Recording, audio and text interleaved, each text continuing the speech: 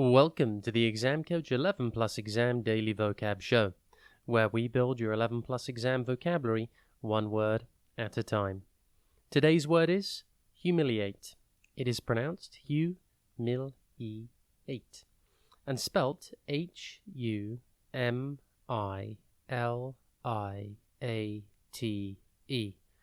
Think hum, illy, and then ate. Before we get into today's word, if you're taking your 11 Plus exam this year, we are here to help. Visit the Exam Coach website and you can find loads of great resources, from practice papers to 11 Plus exam planning tips. Remember to take a look at the upcoming courses and workshop schedule.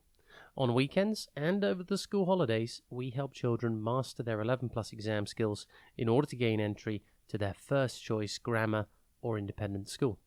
Now, back to today's word.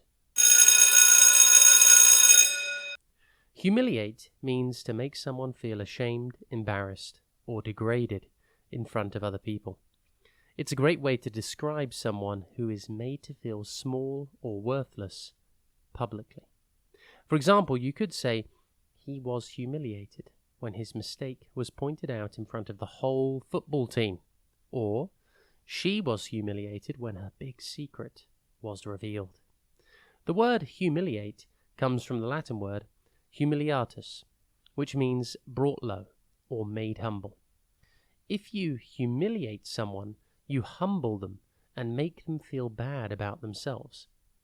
See the connection? In the children's book, Diary of a Wimpy Kid by Jeff Kinney, the main character, Greg Heffley, experiences frequent humiliations and embarrassing moments in his school and his personal life.